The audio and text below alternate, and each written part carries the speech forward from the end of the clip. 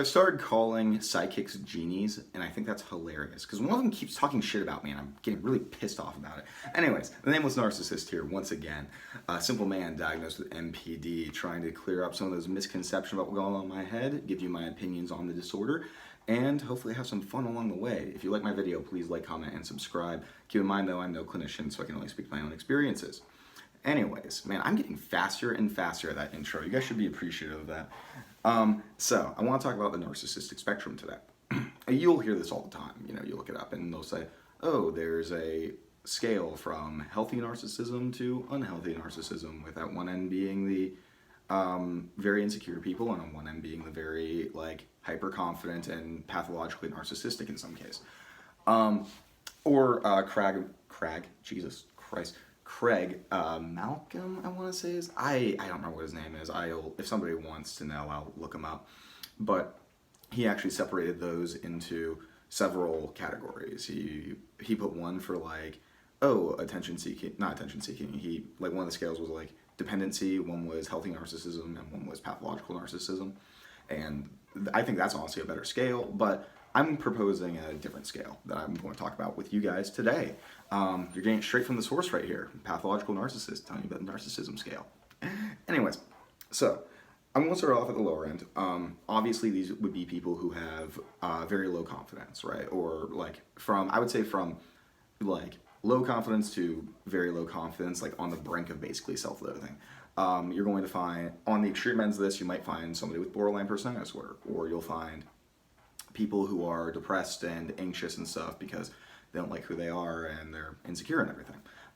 You're going to find a lot of issues with self-esteem here. And obviously, because this scale is a scale of basically self-love, these people have very little of it. So going on to the middle portion, you're going to see, this is, healthy narcissism. This is people who are content with themselves and are okay with who they are. I hope most of my viewers fall around this area in it. There's not much to say here, obviously, just because, these are well-adapted individuals. And then on the higher end of that, you'll get into the terms of, like, confidence, right? You'll have people who are very confident, but, again, in a healthy way. The healthy confidence is very much more, you'll see a lot more altruistic behavior because they'll be confident, helping people with who they are as a person. They're not so focused on their own needs. And then I would say, following that, you get into unhealthy narcissism. This is going to be people who are very self-confident to the point of arrogance. They might be dismissive of other people's needs. They're still capable of full object relations, though, and of like emotional empathy. They might be a little insensitive at times because they do think very highly of themselves, and they walk around like this. But they're very so these are, like, I would say these are people who aren't necessarily, I wouldn't call them disordered, but they definitely have some immaturity about that, right? And find that line between disorder and immaturity is very hard to do. And I would say at the extreme of that category would be, you'll find probably like psychopaths there. I'm not saying that like all psychopaths would be around that point, but like that's probably where they would fall into. And then you would get into actual pathological behavior. Now, if you notice, on the scale of narcissism, I didn't mention pathological narcissism. Bear with me. Doing a little bit of a turnaround on you. I think that pathological narcissism is not on the extreme confidence end of the scale. I think it is the opposite. I think it is below the low self-esteem and borderlining on self-hatred. And that may come as a surprise to some people. For most of my viewers, this probably does not surprise anybody. But pathological narcissism, at its core, is low self-esteem. This is a self-esteem regulation disorder, and we're trying to compensate for that. A lot of times these processes aren't conscious, and so we may appear, and often do appear, like people in the unhealthy narcissism portion of it. But as kids, we found out that we were worthless, or we told ourselves that we were, other people told us that we were worthless, and we internalized that. And instead of just kind of like sitting with that, just being like, I suck, we instead construct a pathological false self. Hence why we hide all of our shit all the time, and are super sneaky, whatever, because we feel like everything about ourselves that's real and not like superficial, and what we're showing to the world and what we want the world to tell us about ourselves is awful. We think that if anybody sees that stuff, then they will reject us, they will leave us, and they will hate us. And to me, I mean, that makes sense, right? Why would pathological narcissism, given that these are defensive mechanisms against low self-esteem, why would we put this in excessive self-love? Because we don't love ourselves, right? And you can kind of see this in the symptom criteria even. Why would we need an excessive need for admiration? If we were genuinely confident, like the people who are actually on the unhealthy narcissism scale, then we wouldn't need that affirmation, right? That's why I put psychopaths up there, because they don't need that affirmation. They are grandiose, but they genuinely believe that they're confident in themselves. But we constantly need affirmation and reassurance. We're always looking for it. It never ends, because otherwise our self-confidence pops all the way back down. And if you pay attention to people who are pathologically narcissistic, it's more obvious with me because I have been self-aware for so long, and so the feelings of self-hate are a lot more conscious for me. But even people who are pathologically narcissistic and do hate themselves and aren't conscious of the fact that they hate themselves, pay attention to the way they talk, right? Because you'll hear their judgmental stuff all the time, like, oh, that person's stupid, they're beneath me, I don't need them, whatever. But then pay attention to when they say something that they did that they're kind of mad at themselves over. They're not going to say, yeah, I made this mistake, it's whatever. But like, they'll like do something super minor. It's like, oh, I didn't study for this test. And I failed. They're not going to be like, oh, well, I should have studied or whatever. They're going to say, I'm so fucking stupid, I didn't fucking study for that test or anything like that. You'll see that judgmental attitudes and that anger be self-directed, because when we don't have people to basically project that stuff onto, where do you think that goes? It doesn't just go away. It goes directly onto us, and we constantly have to battle with that really harsh internal monologue on ourselves, constantly telling us that we aren't good enough, or we should be doing better, we're better than this. How are we so stupid as to not be able to do better, right?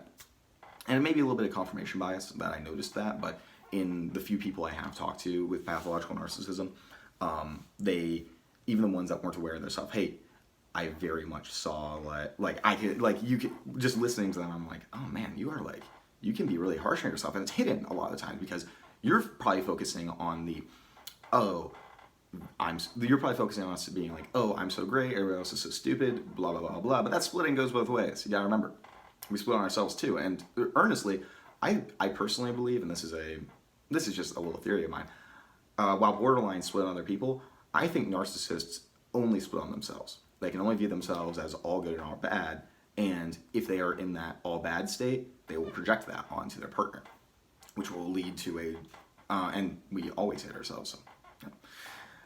So obviously that's always going to happen, more or less.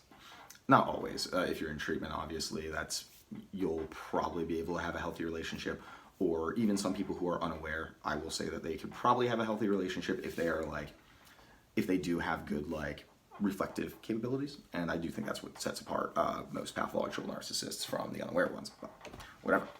And I want to point out, this is also why because you hear all the time, right?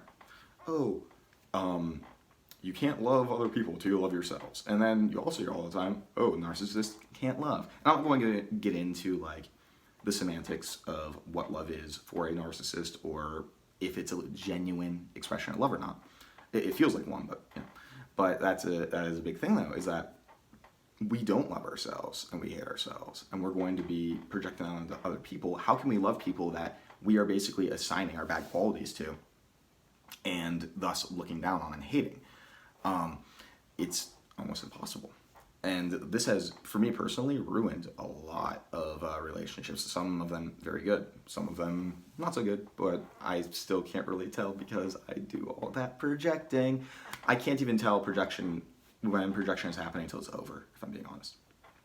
But yeah, the fact that we try to label pathological narcissism as a excessive self-love completely misses the point in the underlying issues that have to do with pathological narcissism.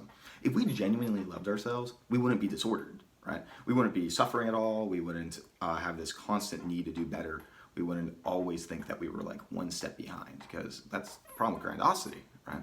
We feel like that we always have to meet that level that we want ourselves to be at, but it's a moving goalpost. No matter what we do, it always moves. I made a video a while back, I should redo that video at some point actually, I thought it was really good, about Lyndon B. Johnson is a very good example of pathological narcissism in a very high position.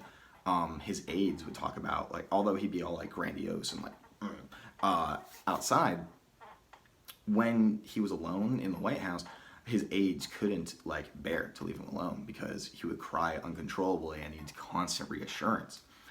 And that doesn't sound like, to me at least, somebody who likes themselves.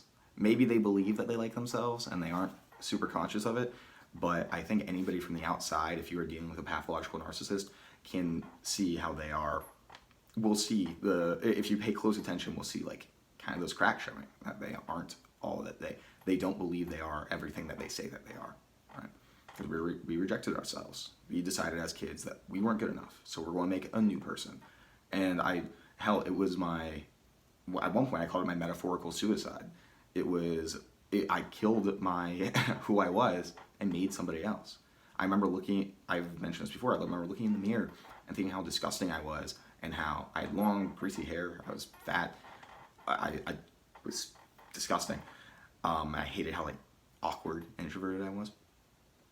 And so I was like, okay, I'm changing. And I made a very conscious decision to be a different person. And then I remember like talking about like, oh man, like I don't even know who I am anymore. Like by the time I was like 15.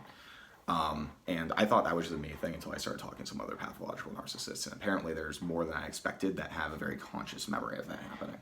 Or at least a similar process happening. But unfortunately for me, that little child I killed didn't fully go away. It's still there somewhere, the broken, mangled pieces of it that were abused for however fucking long.